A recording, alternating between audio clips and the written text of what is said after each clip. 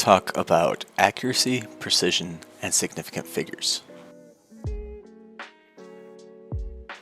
So if you've taken a chemistry course before especially, you've talked probably extensively about significant figures, and we'll talk about these some too, but they won't be a major focus of this course, so I don't want to get too hung up on them. First, I do want to talk about accuracy and precision. So accuracy and precision, these are two ideas that we often cover at the same time. I'm going to do that too. Accuracy is a measure of how close you get to your intended target, while precision is about how consistent you are. So if I'm measuring something that's 2 meters long, and I get measurements of, so I'll say real length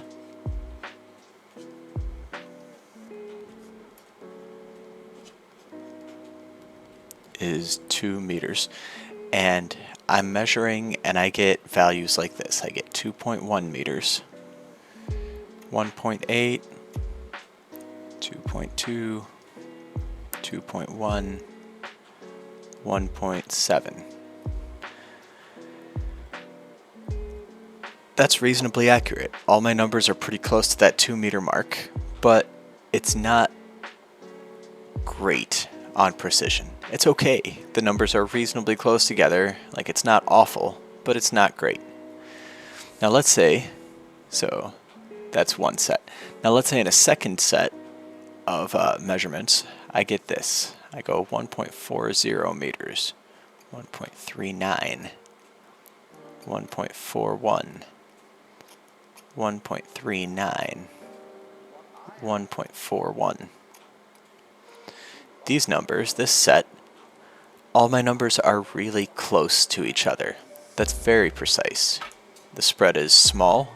I've got a small uncertainty range, but the numbers themselves, they're not very good. They're consistent, they're just consistently bad.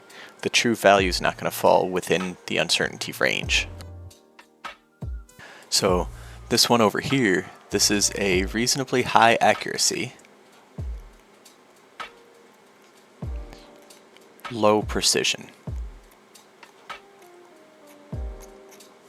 This one over here, this is a low accuracy, high precision.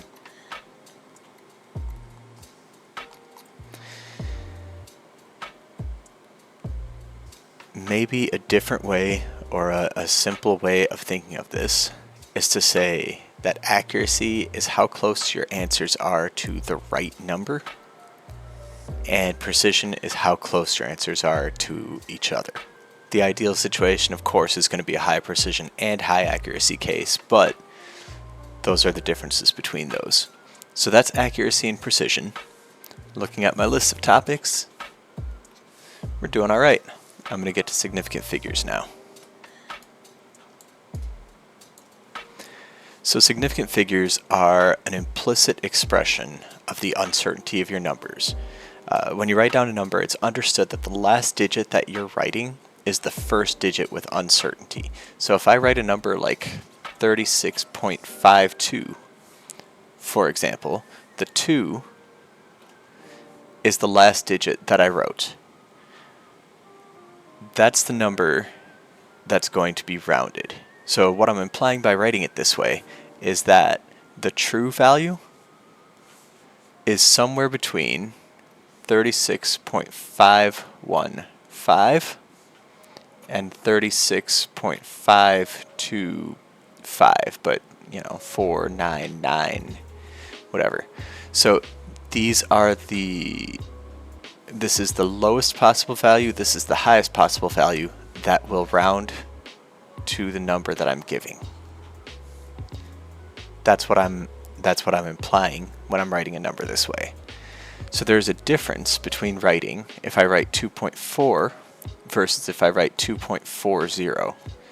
This 2.4 means that my actual value rounds to 2.4, which could be any number between 2.35 and 2.4499, however many nines you like. Both of those will round there.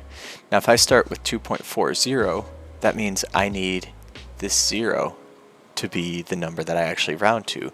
So this would be true for any number that is 2.395 would round up to 2.40 after keeping 2 spots after the decimal, or 2.40499 repeating. This bottom one is a tighter range than the top one, right? 2.395 is considerably closer to 2.4 than 2.35 is. By giving this 0, I'm implying that I know this number better. Zeros are treated a little bit differently. So a 0 can be grouped into kind of 3 categories. I'm going to say that we can have a leading 0, a sandwiched 0, and a trailing 0. A leading 0 would be if I've got a number like this. These are leading zeros because they're at the front end of my number. When I say a sandwiched 0, what I mean is a 0 that is between other non-zero numbers. So 103, that 0 is a sandwiched 0. It's between 2 numbers.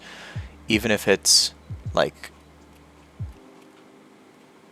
this, all of these I would count as sandwiched zeros because there are non-zero numbers to the left of them, non-zero numbers to the right of them.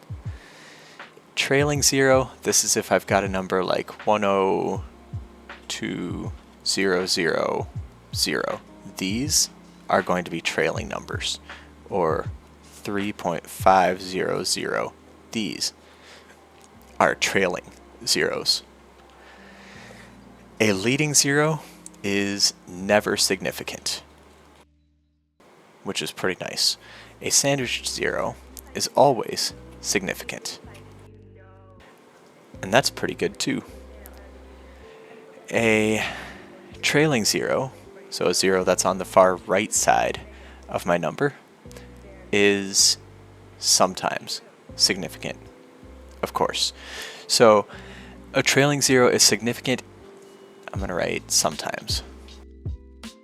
A trailing 0 is significant if it gives extra information, and it's insignificant if it's there just to hold place value. That's a little bit of a more structured description, so I want to show you this by means of some examples. Let's look at the number 2.50. So the 0 in this number is a trailing 0, so it could be significant. In a non-science, purely mathematical sense, is that 0 necessary? If I type 2.50 into my calculator and hit enter, the calculator will respond with 2.5. The calculator says, that 0, I don't actually need it to express this same value. So in a purely mathematical sense, that 0 is unnecessary. That also means that for that 0 to exist, it must be that it's providing me with extra information. So this 0 is significant, yes. I'm going to keep going with this. Let's look at 250. This is a trailing 0, so I do have to assess, is this going to be significant or not? Without that 0, if I just get rid of it, the number that I would have would be 25. 25 is not the same as 250. That 0 is mathematically necessary to represent that number, which means it's there to express place value. This 0 is not significant. One more. So let's look at a number like this.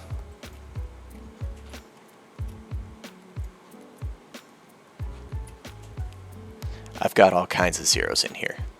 First, I've got some leading zeros. Those zeros, they are leading zeros. They are automatically not significant. I've got a couple of zeros here in the middle. Those are sandwiched zeros. They are necessarily significant. And then I've got these 3 at the end to look at, or these 2 at the end to look at. So these two at the end,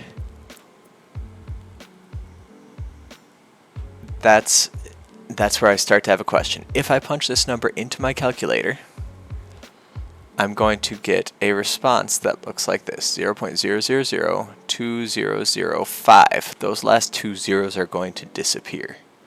In a very, very mathematical sense, those zeros are not necessary, which means they are adding information. These zeros are significant. My whole number here has 1, 2, 3, 4, 5, 6 significant figures. This one up here had 2 significant figures.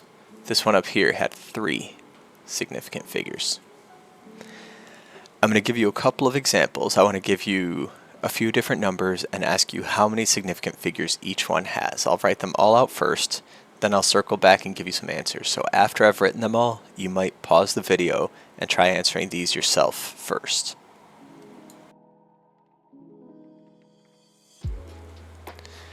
This is a good time to pause and give these a shot. First one. I have no leading zeros. There's nothing there. I have no sandwiched zeros. All my zeros are trailing zeros, which means I have to actually decide. These zeros, they do add information, right? Without the 2 zeros being there, if I cross these off, the number itself doesn't change. So those zeros add information. They are significant. So I get 1, 2, 3, 4, 5, 6 significant figures here. Next one. These are trailing zeros, so I'm going to have to actually make a decision. Those two, if I type in 2300 into my calculator, those 2 zeros stay put. If I get rid of those zeros, my number's 23, and that's a very different number than 2300, which means these zeros are not significant. So I have 1, 2, 2 significant figures. Those zeros are necessary. Next one. I have this zero. It is a sandwiched zero. I absolutely have to have it be significant. This is a trailing zero. If I type in 504.0 into a calculator, it will tell me, I think what you mean, sir, is 504. That zero adds extra information. It is significant. So I get 1, 2, 3, 4 significant figures. Next one. These are leading zeros. Leading zeros are not ever significant. And that's all I've got. So I get 1 significant figure. Last one. These are leading zeros. These first 4, they automatically don't count. This is a sandwich zero. It automatically does count. And here's the zero where I have to make a decision. If I type this number into my calculator, that last zero is going to disappear. It's not mathematically necessary to express this number, so it's adding information. It means that is a significant figure. I get a total of 1, 2, 3, 4, 5 significant figures. How'd you do?